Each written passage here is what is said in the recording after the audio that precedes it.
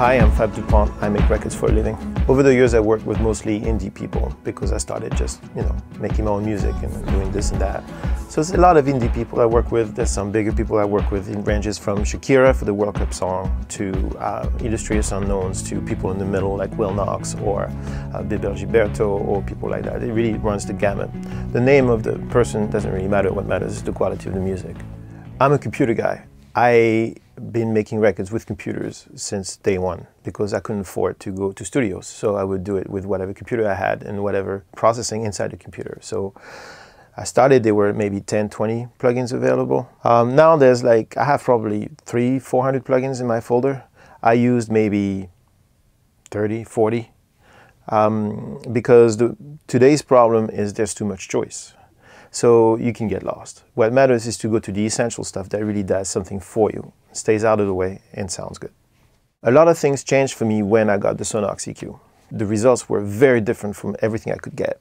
And since then, I really started paying attention to the different quality of tone and the different quality of usage, feeling between the different companies of plugins and the different styles of plugins. I use my Sonnox plugins as my console, if you will. It's my staple, because I know how it behaves.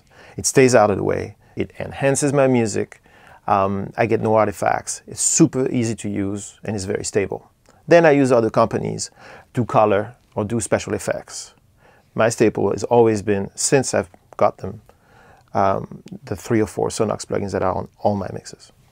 The Sonnox EQ changed a lot of things for me, so I can't get away from it. I tried every new plugin that comes out, and they're all great, they're wonderful. But there's something special about the Sonnox that always brings me back to it. It's easy to use, it's totally transparent, it sounds nice, you can't really mess it up.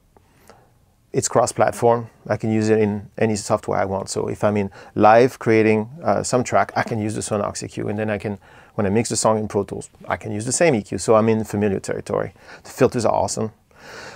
You can have a lot of gain. It doesn't, crumble or bit crush or anything. It's great. So I use that. I use the dynamics because I don't hear them. And if I'm going to level a track, I don't want to hear the compressor. Now, if I want to make it sound funky, I'll use maybe something else. But if I want to have a true leveler and I don't want to spend 800 hours automating my track, I'll put the dynamics, the Sonnox dynamics on it because it just works. Inflator, invaluable tool. Inflator is kind of like the magic dust. It makes everything sound a little bigger, better. Reverb, totally transparent. Sums in mono, perfect. You can really tell the difference between a good and a bad plugin when you hit the mono button for reverbs. You hit the mono button, everything goes away. Bad programming. The Sonnox Reverb doesn't do that. It's always lush and lean. It's beautiful, never in the way. And then the suppressor is the magic tool because recordings are so, how would you say, creative these days. You get stuff where you have like 10 dB peaks at 200 Hertz and you don't know what to do with it. The suppressor is the great tool for that, and also for de-essing, since everybody records vocals about this close.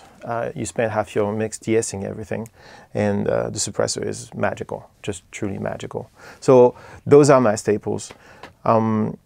I do use the denoiser quite a bit for PureMix, which is a website about tutorials, and we like things to be very clean, so we use the Sonnox denoiser to remove the computer noises and stuff like that. It's fantastic.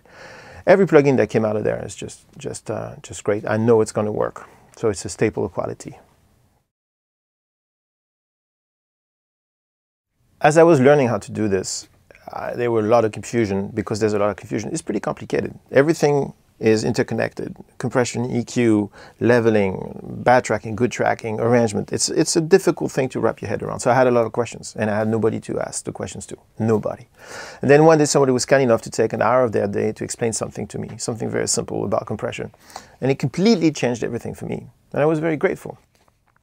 And so as I got a little more, into the business and started getting better at what I do, I started getting a lot of phone calls from people that were like me 5 years before, like, how do you do this? How do you do this?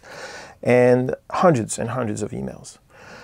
So I told myself, you know what? Instead of answering every one question one by one, which was basically eating me alive, I said, let's just shoot a video and put it online.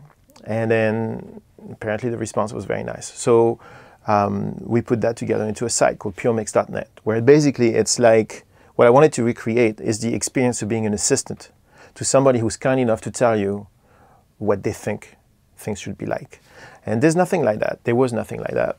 So we made it happen, and the response has been great. So you can go to puremix.net and you can watch me and other engineers mix or track.